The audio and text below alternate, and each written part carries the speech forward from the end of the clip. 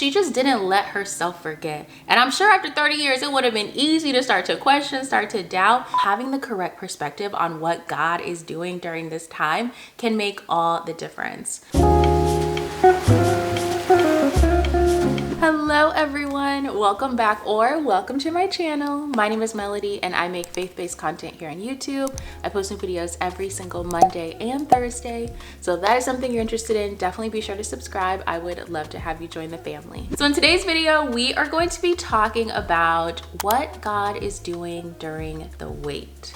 So as Christians walking out our faith here on earth, we are guaranteed to go through seasons of waiting. Whether we are waiting for our husbands, waiting for marriage, waiting for children, or maybe waiting for a job promotion, waiting for healing, or waiting to just see a promise God made to us come to pass. We are just guaranteed to go through moments where we are waiting on God. And during these seasons, it can be so easy to lose hope, to lose sight of that thing that we're waiting on. And there are so many stories in the Bible of people that have gone through something similarly. Luckily, we have this living word that we can go to find encouragement. And that's what we're going to be referencing in this video today. We're going to be focusing on 3 things that God is doing during a season of waiting, all relating it back to a specific person in the Bible for each point who has gone through a season of their own wait.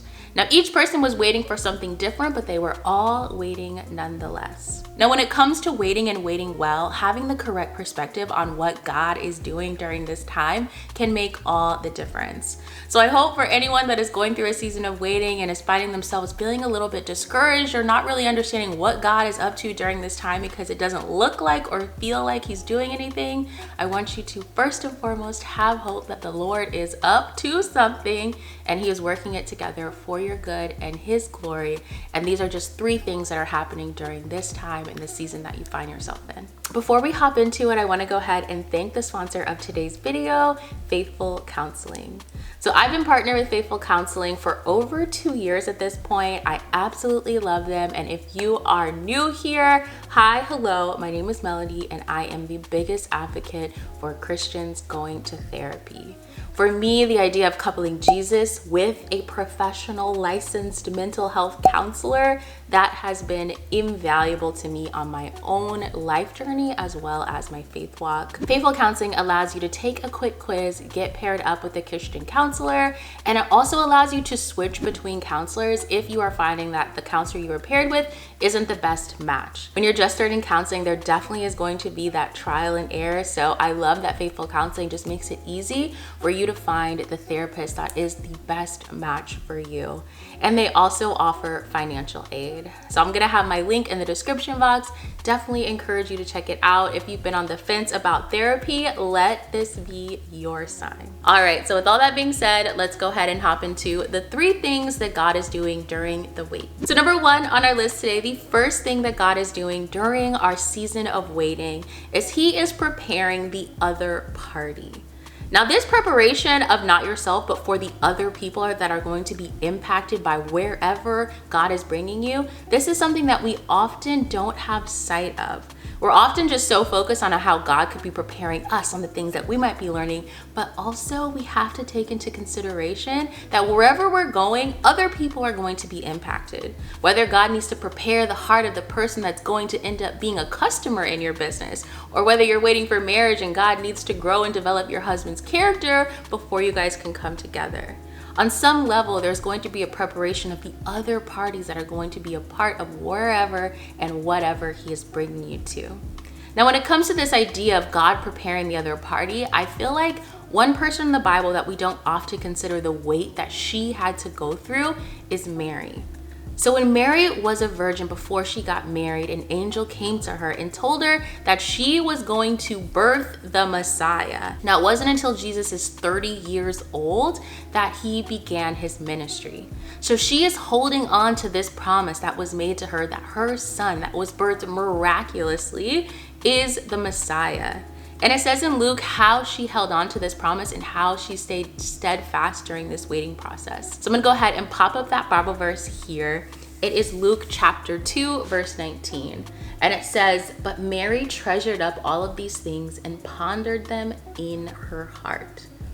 What I love about this verse is that it shows how Mary waited. Not just that she waited, but how she did it. She pondered these truths in her heart, and it's almost like she just didn't let herself forget. She didn't let doubt slip in. She didn't let any questions come in. She held on to this promise, pondered it in her heart for 30 years. So that is going to be number 1. So number 2 on our list, the second thing that God is doing during a season of waiting is he is preparing and developing us. So just like the other parties have to get prepared, we too have to be prepared. There's this idea that if we were to get everything that God had for us all at once, we genuinely would not know what to do with it. And so God knows us, of course, and that is why he prepares us step by step, season by season, waiting moment by waiting moment. And I feel like this can be seen so evidently through the story of Joseph. So if you guys are familiar with Joseph, I'm sure it is Joseph and his technicolored coat. He had a dream back when he was a child that his brothers would be bowing down to him. And he told his brothers this dream. So they were not happy about this dream. So what did they do? And now this is pretty extreme, but they sold him into slavery. And so from there, you can pick up this story around Genesis chapter 37. But essentially, Joseph is going through it, okay? He gets sold into slavery, and then from there, he is falsely accused. And then from there, ultimately, he gets put in a position of high power in Egypt. But he went through a long journey to get to that position. And then once he's in this position at a high-ranking power in Egypt, that is when his brothers come to him, because there is famine throughout the land, but in Egypt there is food and there is water. So his brothers come, and it's in that moment where that dream that he originally had as a child comes to pass. His brothers bow down to him in that moment, but God has developed his character through all of these trials and tribulations that he's gone through to be the type of person that when these people, these men, his family that threw him into slavery and caused him to go through all of this, God developed his character through it all to be a person that would welcome them with open arms. Not only did he give them food and water, but he gave them hugs. He welcomed them to Egypt. And so that's just an example of the ways that God is preparing and developing us for that next place that he is bringing us to. And sometimes we just don't have that foresight. We don't know the type of person that we'll need to be to do the thing we're going to be called to do in the future, or even just to sustain the blessings that are coming. And so that is another thing that we can keep in the forefront of our minds and our hearts as we are navigating our wait.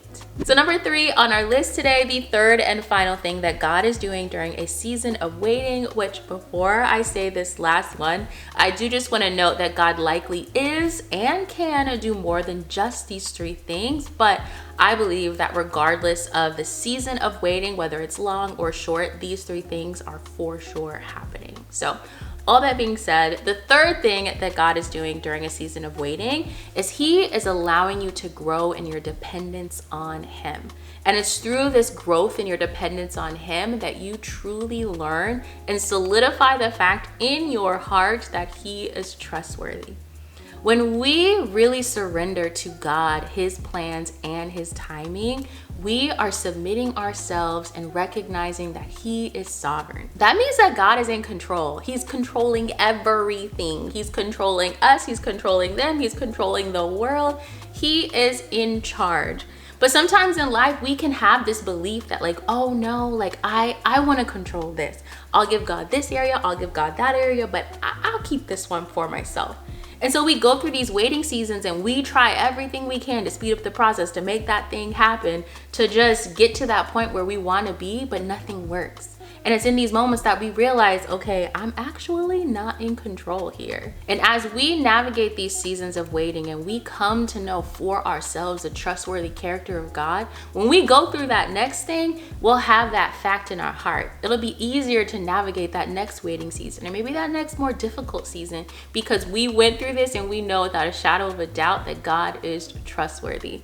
And the thing about it is he is, whether we come to realize this and believe it in our hearts or not, it's just a fact. It is the truth of the matter. God is trustworthy. Now, when it comes to someone in the Bible that had complete dependence on God and trusted that God was going to do what he said he was going to do, I always think about Abraham.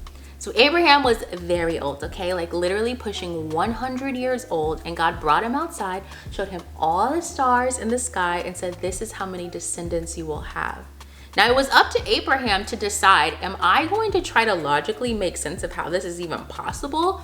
Or am I going to just surrender any ideas of how I think this can come to pass and just rely on the fact that if God said it was gonna happen, it's going to happen?